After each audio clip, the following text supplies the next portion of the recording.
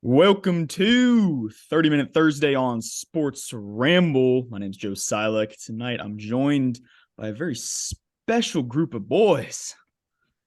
We got Big D Dennis Pond down here. We got Corbin Rush sitting right next to him. Then we have our very special guest, the one and only Thomas Minshew. All right, what are we talking about tonight, boys? We got a lot to go on. But first, how about them fucking Cowboys losing to Sam Howell and the Washington Commanders in the last game of the regular season? In the fucking MSC East.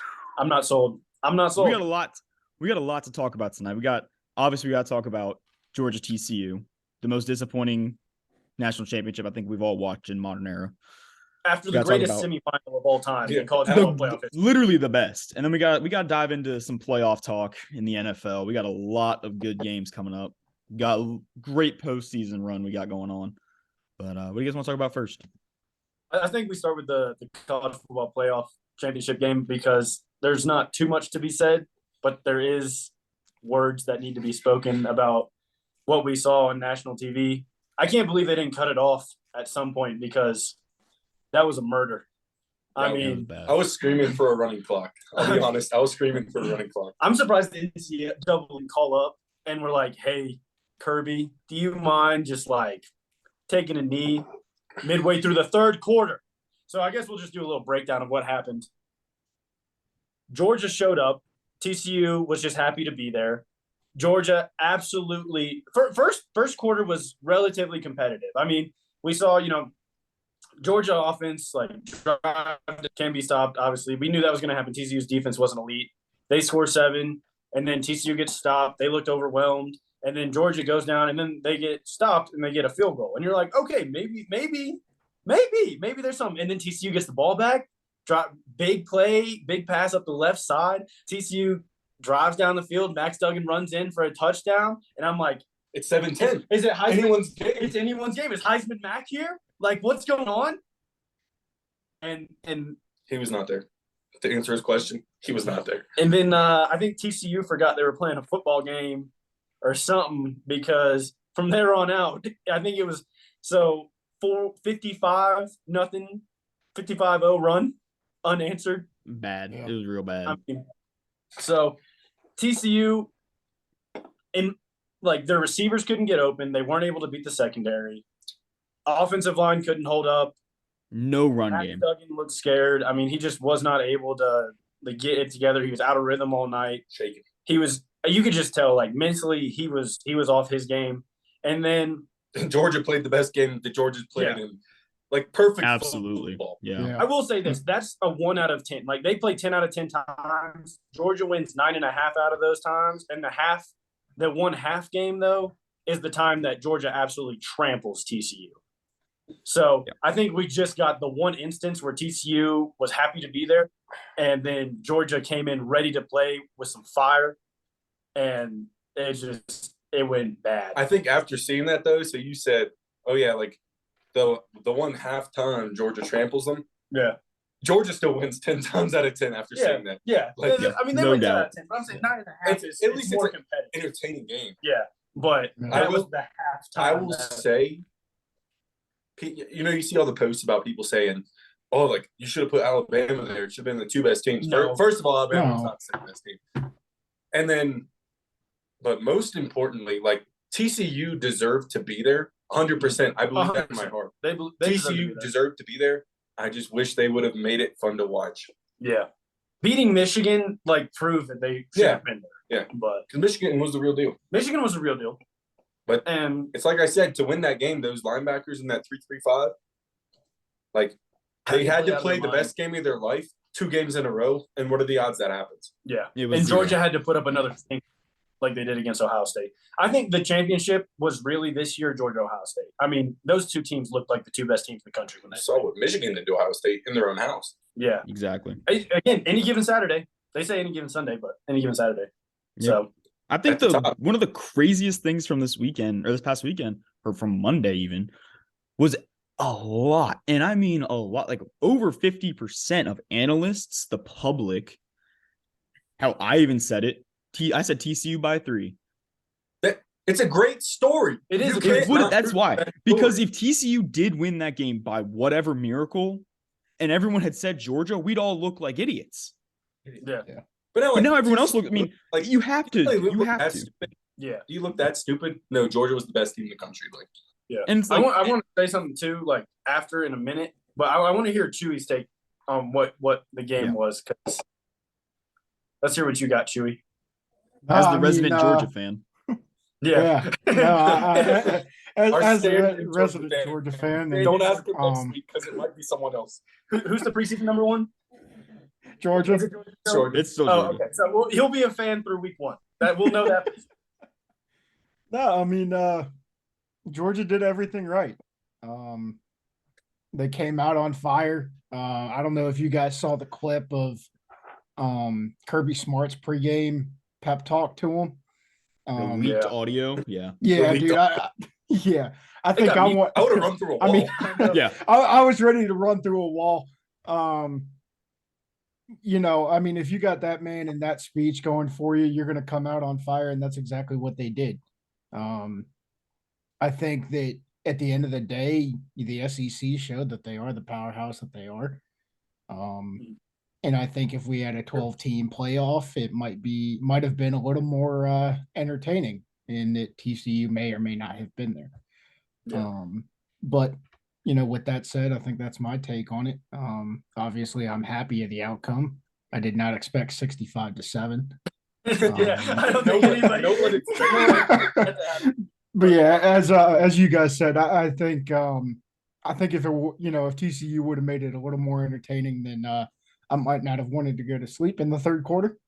Dennis did go to sleep in the third quarter. I know. I was on an Xbox call with him. Yeah, we were all talking about it. We were all together watching it on the headset. And all of a sudden, Dennis, I'm like, huh? And that was in at the end of the first quarter. Let's be real. But Chewy, so I'm really glad you brought up the 12-team playoff format because Josh Heupel said something. Oh, I was going to bring this up. Extremely interesting when interviewed about what the college football playoff championship should be. When he said it should be take the top 4 SEC teams, put them in a playoff. Yeah, I saw that. And I really think that's what we're going to see because maybe the middle of the SEC isn't great, right? Like, isn't elite caliber teams, and definitely not the bottom. They're better than the top of other. But here's the good thing about that: they're going to have to earn it. Like that, the bowl game record doesn't reflect that. Here's the thing: is that they're going to have to earn it if that does what's happened in the 12-team playoff. If that's what ends up happening, the 4 SEC teams being the top 4 in the country when it comes down to semifinals, then they earned it because they played through the playoff. And that's what I think everyone would be more okay with that, rather than this committee selecting 4 SEC teams to be in the playoffs. That's never going to happen. The country outside of SEC fans would have blood over that. Exactly. But if it happens except for SEC fans, because SEC fans are like, yeah, that's who should be in the playoff to begin with. But I realistically think it's going to end up being the top of the SEC is so much better than every other conference. I just think that's how it is. I think it should. If we look realistically, the 4 best teams this year, I think it goes Georgia 1, Tennessee 2, Bama 3, LSU 4.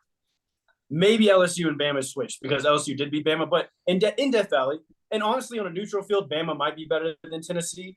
So, but I still think those are the 4 best teams, and Ohio State's at 5. Where would you put Michigan? Where would you put Michigan in that? You wouldn't put Michigan at 4? I think LSU lost 3 games. Yeah. LSU lost 3 games. I think they would have beat Michigan. Yeah. And that's with the first-year head coach, first-year quarterback, in that system. The slow start that LSU had really was turned around. Yeah. Yeah. LSU's going to be scary next year. And I'm scared. I'm not scared of them. Not scared of anybody. Georgia's coming to Neyland.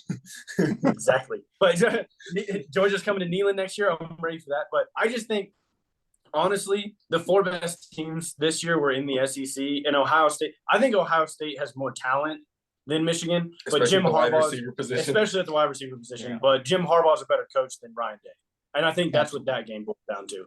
So here's what I'm thinking, boys. I think we could probably wrap up the college football talk since it is over. Season's ended. We have all off-season talks about college football. But what we have coming up this weekend, we'll be talking about it. Oh yeah, there'll be plenty of conversation. We have coming up this weekend. Wildcard weekend. We got some good games. What game do you guys want to hit on first with this? I think we have to go with the biggest game this weekend to start off. Bengals Ravens. And Bengals going in divisional rivalry. The Bengals struggle against the Ravens. Is Lamar Jackson back? Is he starting this game? No, he's not. They So said he's out. yesterday he's out. Oh, It's well, Bengals. It's Bengals by Yeah. not as interesting as I thought. Because Joey, thank you. I did not know that. Joe Shiesty is him. And that's all I have to say about that. Like, the boys want to play for him. He wants to play with his boys. They all want to win. They all want to get back and get some revenge for what happened last year, where they could have won that Super Bowl. And the Bengals got hot at the right time. And they weren't supposed to be there. This is exactly what happened last year. Yeah, they got hot. They are hurt at the offensive line this year, though. They're a little banged up, so that's a concern. But banged up, but if you compare the line they have now to the line they had that last year in the playoffs, like it's still better now. Yeah. So Joe Shiesty won the AFC Championship like with one leg tied behind his back. That's true. So yeah, with Lamar not playing, I have Bengals by. I have Bengals by 14. 28-14, I think final score. 28-14. Yeah. That's not ridiculous to say. There's no question. I think the Bengals are going to blow out the Ravens. I mean, there's not even anything you can say about that. I don't think the Bengals might be resting starters at halftime. Well, and didn't they just play last week? It could happen. Yeah, they also just played. The final was 27-16 last week. The Bengals played the worst game in like, what would you say, probably 8 weeks? Yeah. And they still beat them. Like, Joe Shiesty got this in the bag. Yeah. I think they'll be fine. What you think? You think they're going roll? Yeah, no, I got Bengals at 28-14 at a minimum. With Lamar out, I don't think that's going to be hard for them at all. I got 34-11. Weird score. Interesting. 34-11 Bengals. Okay. Joe, whatever happens. I mean, I got at least 31 points by the Bengals. Happens. Yeah, at least 31 points by the Bengals, and I don't see the Ravens scoring more than 2 touchdowns. So I'll give them 10-14, something like that. Yeah. And the Bengals defense the Ravens. Did I misspeak? Yep. Dennis looked at me weird. You said 10-14. Icy's not going to drop more than 2. No, he's saying the Ravens scored 10-14. Oh, the Ravens. Yeah. 31, okay. 10, I thought you were 14. saying final score of the game. I was like, No. And Bengals get after it. They get after it. No, yeah, 31-10. Let's go with that. I like it. I had 31-11. Like, if I come out winning this one, you owe me something. 34-11. I think the Bengals defense is the underrated hero of that team too. Honestly, the unsung hero. Like the Bengals defense is legit. They don't have like stars all over the place, but they're an extremely solid unit. Yeah, very cohesive. Played very well together. I think that makes all the difference in the world.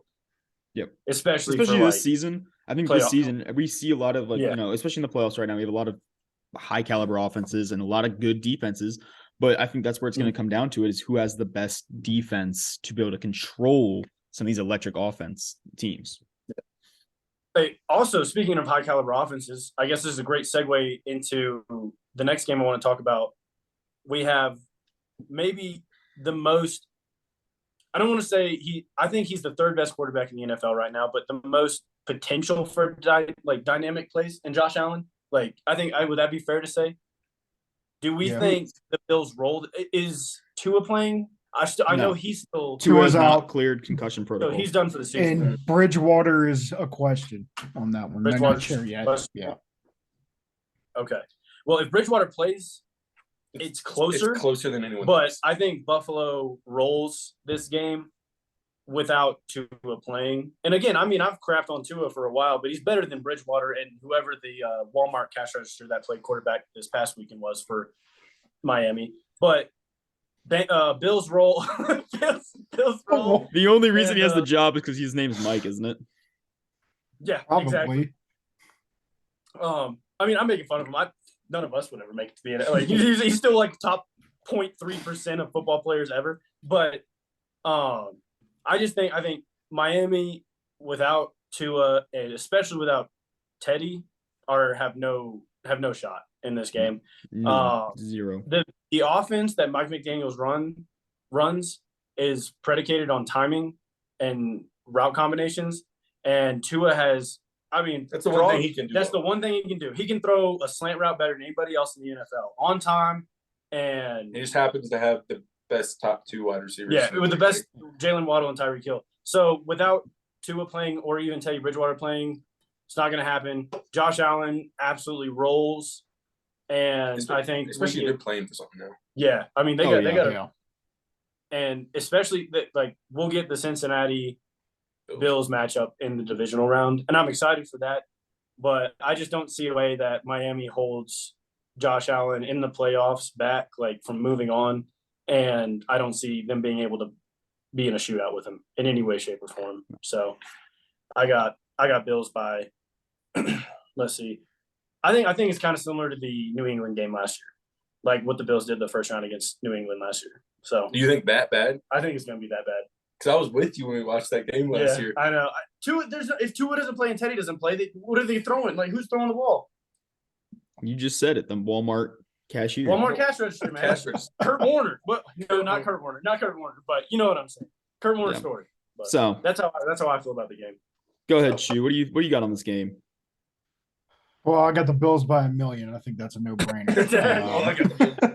Bills Mafia, baby. Yeah, I especially with them. I mean, they're playing for DeMar. I think especially with that mindset for them, anything other than a Super Bowl is an absolute wash.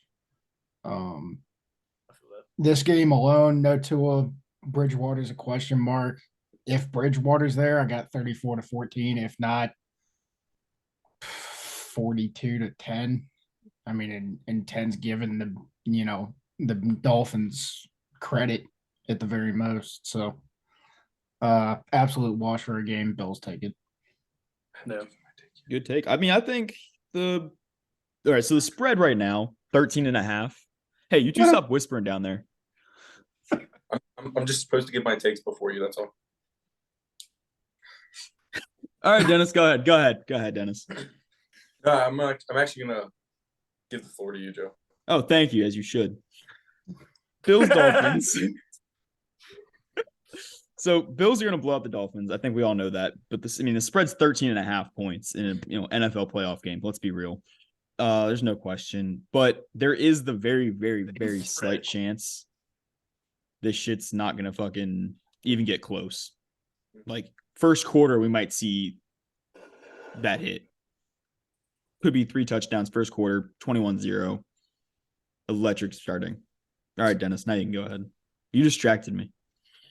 Sorry. I love you, Joe, first of all. I just want to say that. That's my first take. Thank you. Also, Dennis's dogs are out right now. I got toes touching the grippers. So, in my heart, I feel that, like, similarly to Corbin, it's gonna be like that Patriots game last year where they played each. Actually, I'm changing my take right now. All right, the take is they played each other really close in the regular season, both games with Tua as the quarterback, right? Like, very competitive games both times they met. And then something happened in the playoffs, and you have Bill Belichick, like the best playoff coach of all time, and they still got blown out by 5 touchdowns. Yeah, they scored on every drive. Like, they didn't punt the whole game. I think it's going to go like that. That's my analysis. That's my take. No. Write it down. Bills by 35. I mean, I think that's pretty much the only way this game is going to go without Tua. Also, in Buffalo. Real quick. I'm just curious what everyone's opinion is on this. Do we think Tua retires after this season? Like, where's everybody's head at? You think he comes back next year? My take. I think he comes back. I don't. He wants to play this season. He should. I know what he wants to do. He's had 3 major all 3. No, I agree. Yeah, no. Like, he shouldn't. Yeah. And it's nothing to hate Tua. I just want him to be okay. I want every human to be okay. Yeah. And if he plays hurt again, he's not going to be okay. Yeah. What do you got? I know you. I think that's Tua's going to end up being Tua's legacy just in terms of his injuries. Yeah. I understand the want to play, especially at that young age. I don't think he should. I think that coming back's an absolute suicide mission, especially after the 3 concussions you've had this year. Unless, the Dolphins can go into the offseason and pick up some major help on their line to protect him. Which is I don't think that'll help. There's no help. So I think it's a mistake for him to come back, but he's the one being paid the big bucks. It's his life. It's up to him. I'm with you, Chu. I mean, I understand like why he wants to come back, and I understand the want to play football, but like we're looking at a long-term thing here, not just in the short term. So I don't know. He needs to have Dude that can't even fall down right. Have us I mean, talk. with his loved one, family, his friends. He's got to have that discussion. Like, it's got to be a talk. I mean, I think you just need to have it. And I hate to see that because even though I don't like him, a lot of people do. And like he has potential to have a career in the NFL. And like Chu said, it's going to be like the talking point of his career that he was always injured. And, Chu being our also residential Alabama fan when Tua was there and Ohio State fan when Justin Fields was there, like the thing is he broke his hip, broke his ankle. Now he's had 3 concussions in one season.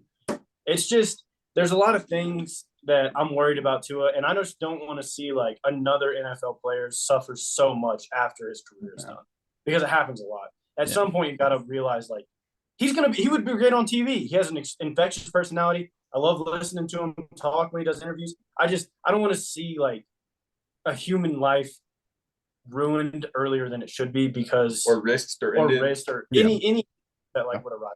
So, but I think we've talked about Tua quite a bit on our podcast to a point where it's like now we're just so concerned for like we were dogging on him, his well-being. Yeah. Like, and then now it's just like, dude, you gotta retire. Yeah. And I can wish like you all the health in the world but not also give you an exemption for your bad play. Yeah. Like it's 2 separate things. Like just because I don't like the way he plays doesn't mean I don't want him to be like alive. Yeah. Like I don't want him to suffer. And that's what it comes down to at this point. He's so injured. Like he's been hurt. Like they say what? You have 3 concussions and then like they don't in high school they don't let you like it compounds. It's exponential growth. It's not like concussion, you're here on like bad health and you come back down like you're here. Yeah. Second concussion isn't just like a jump from there to there. It's there to there. Yeah, it's a major. Third is there to there.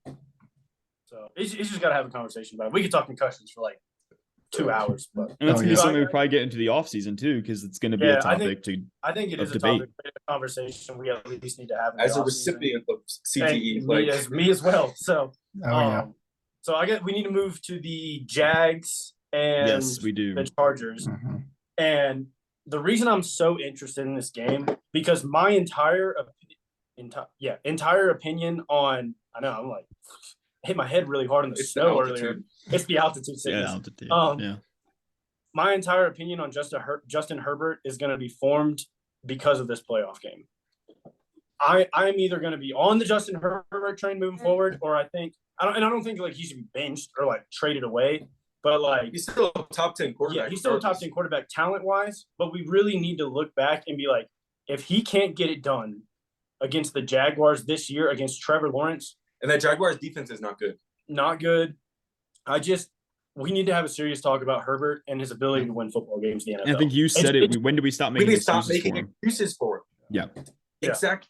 We talked about this earlier on the ski lift. Yeah. Like, it's time to stop making excuses for Herbie. It's got to end. It's got to end. Great athlete, great competitor. Pretty sure a great leader from what I can see. Like, very smart. He got 4.0 GPA from Oregon. Extremely intelligent. In biology. Extremely intelligent guy. Leader of men. Like all the qualities you look for in a quarterback. But you have to win games. But you got to win in the NFL. And like, it's not a knock on him, but like Larry Bird, right? I know it's a different sport, but it's just something I hear a lot about him. Like, he had that clutch gene. Not everybody has that clutch gene. There's great athletes that just don't have it, and he might not have it. And I think this game definitely determines like if we can or can't like stop making excuses for him. Yeah. It depends on where he falls on my spectrum of like this guy's generational talent versus this guy can't win in the NFL. Now, if it's like a 45-46 shootout, then it's something to talk about. Then like, okay, like that was anyone's game. That's not on Herbert. Yeah. But if they get blown out or lose by, I'd say the margin is 17 points or more. Like I'm over the Herbie train. Joe Thomas. Go ahead, Joe. Man, what about his first name? Ooh. Yeah, no, I agree with what you guys say. I think if it comes down to like it was in their first meeting in what was that, like week 1 or something? It was 38, 37-10, Jags over the Chargers. Yeah. If it comes down to that again, yeah, I'm not saying you necessarily move on from Justin Herbert. But like you said, the excuses need to stop. He just doesn't seem to have that factor that they need or that can actually get them to where they need to be. I think it's going to be the most interesting game. I think Doug Peterson has the Jags peaking right where they need to be. Trevor Lawrence has been the best quarterback in football for the last 7 weeks. Oh yeah, absolutely. But I think overall, it's either going to be really close or it's going to be an absolute bloodbath. Yeah. Who do you have, Chewy? Just curious. Right now, I'm kind of leaning Jags. I'm taking the close one, like 27-24. But if it goes the opposite way, I'll take that too. I got you. Joe, what do you think? I mean, I think so. Like, I agree with that. I would literally have Jags by 3. Trevor Lawrence with Doug Peterson's been insane this season, especially the second half of the season. The beginning of the season was pretty underwhelming. Second half of the season, they really stepped into their stride. They, I think I don't remember what week it was, but Doug Peterson goes in the locker room and says, "I got a magic crystal ball, and it says we're making the playoffs." And they'd only won a couple games at that point. They really turned it around. I think they have a serious potential to be competitors late in the playoffs, maybe in later seasons. I don't see them making it. I see them winning this in the wild card. Don't see them making it past the divisional, obviously, for obvious reasons. But I think, that's pretty much it. It's just Jags by 3. Yeah. And just to clarify, none of us talk about our picks for games before the podcast. And we save it all for the podcast. I also had the Jags by 3 in this game. Dennis, I had 31-28. Jags is what I had. So I got Jags by 17, actually. Might be a hot take, but I'll allow a hot take. Jags are at home. Not that playing in Jacksonville is really an advantage to them, right? Like, they're not the ravenous. It's not Bills Mafia. It's not fucking Philadelphia. It's not. You're not playing in Dallas or. It's a long trip. As much as I hate Dallas, like, the fans will get after it. Yeah. Playing at FedEx, like, the Commanders fans will get after it. Like, you have home field advantage there. Mm-hmm. Like, it's Jacksonville. Yeah. Let's be real. Yeah. They're still going to win by 17. Trevor Lawrence looks like kind of like what you expected from him, like in college. Yeah. Maybe not quite as high as like some people were on him, but again, it's his second year. And it's his first year with this coach. Halfway through the season, people were saying, like, not that he was a bust, but he was not what he lived up to be, too. Like, there was a lot of talk about Trevor Lawrence halfway through the season, about him not living up to because the whole thing, like, he's got this ceiling that's like the highest ceiling, like, yes, in my lifetime. Yeah. Like, highest ceiling, but his floor was so low. He was making really bad mistakes. Because you got a lot of guys like ceiling mid, but floor isn't that low. You know, it kind of Mac Jones. Yeah, Mac Jones, exactly. Well, like, everyone forgives him for what happened last season because of Urban Meyer. Exactly, that's what I'm saying. Yeah. I mean, when you get caught at your own bar dancing with an 18-year-old, I mean, you're in coach at that point. In the middle of the season, and your season's a wash. Like, yeah, I'm sorry he got put in that situation. And then halfway through the season, there was a lot of talk like maybe Trevor Lawrence isn't like the guy we all thought he was going to be. He's just going to be an average starter in the NFL. And then like something clicked with him and Doug Peterson. And now he's played the best, like as the best quarterback in the NFL for like the last 7 weeks. The guy's playing out of his mind.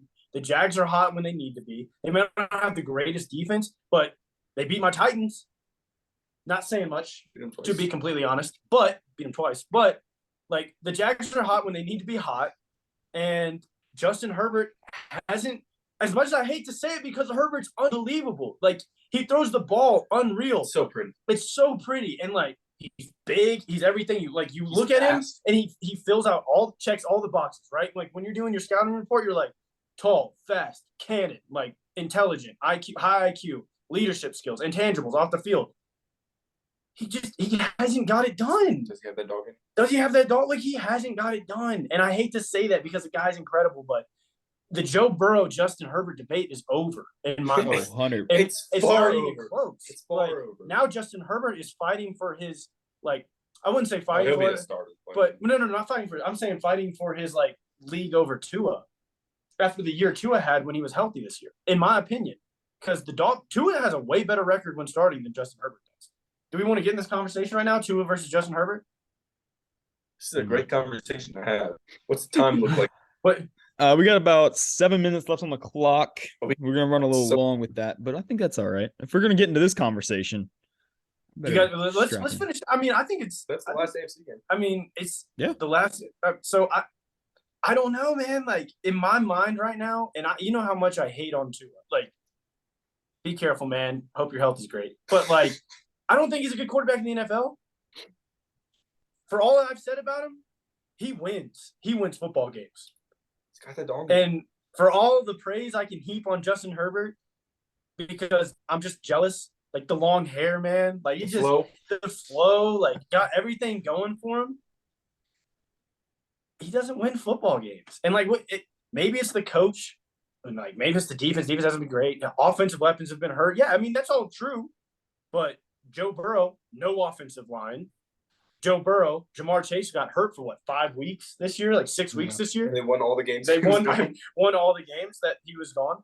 I mean, at the end of the day, like, okay, like, Joe Burrow's missing his top weapon.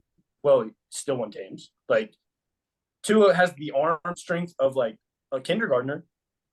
He still wins games. Like, They get that Larry Bird clutch gene. it's just like, I need to see it from Herbert this weekend. I need to see Herbert pull out a win, and then I'll be like, okay, like, Herbert's better than Tua. But as of right now, and Tua hasn't made the playoffs yet, I don't think. So, like, I mean, we haven't seen Tua in a playoff game, but, like, I can look at his record and I can look at Herbert's record, and there's a big discrepancy there. So, like, I just don't know. I don't know what are y'all's takes on it. Like, I just want to kind of see, like, what are y'all feeling about, like, Herbert versus Tua right now in a snapshot, So, like, at this moment. It's really easy to compare Tua, Herbert, and Burrow, right? I don't think Because it's they were easy all top 16, top 6 picks in the same draft. in that same draft class. All like studs, playing their ass off. Yeah. Close to playoff teams, all of them that year. Like like the last year they played in college.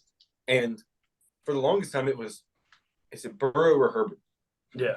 Burrow, there's an argument to be made he's the best quarterback in the league. Like, and I'll make that argument. I'll die on that hill. Let me gather some stats because I know some people are going to come at me with some BS. Patrick Mahomes, greatest quarterback to ever do it. Let me gather some stats so we can have that talk next time. that's gonna be a next week conversation for That sure. definitely. But like Joe Burrow, he's him. Plain and simple. Joe Shiesty, Joe Cool, Joe Burp. Like, we're all about Joe Shiesty in this household. Of course. Amen.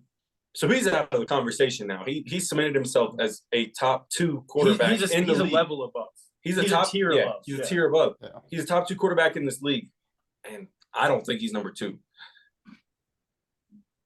Wow. So now the conversation shifts to like Tua and Herbert, who no one would have ever thought about a year No, ago. Right? it was not on my radar. No, like this was not a conversation anyone would have had. Tua went 5. Yeah. Herbert went 6. And the Dolphins wanted Herbert. Or Or did it switch? Did I switch them? No. Because I think it doesn't matter. It doesn't matter. They were 5 and 6. Yeah. They went to pick after each No, other. Herbert came after Tua, I'm pretty sure. Yeah. So maybe that's the conversation to be had. Maybe like there was a reason Joe Burrow went where he went, and then everybody else slid a couple picks, right? Yeah. The conversation to be had now is Tua versus Herbert. And that's a crazy conversation. And that's a crazy conversation because you look at them as like athletes, and it's a clear pick. Like, who do you want on your team, right? Mhm. Before a few weeks ago, I'm saying, oh no, it's Herbert. Like, but I don't know. He doesn't have that Larry Bird clutch gene. Yeah. Tua wins games. Look at the stats. Don't just look at the passing yards, but look at the wins. Look at the win column. What do you think, Joe? And that's what's important. Go ahead, Chewy. I don't really have too much of an opinion on this one. I wonder if a lot of Tua's wins this year come from them going and getting Tyreek Hill. I think that's definitely an added benefit to Tua's column. I agree he can't throw the ball for shit. He's got an arm like a baby. Hey, how it is. It is what it is.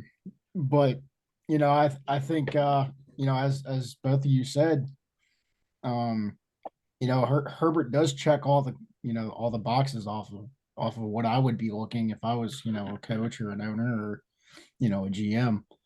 But I think you're right. I think the conversation now is coming down to Herbert and Tua.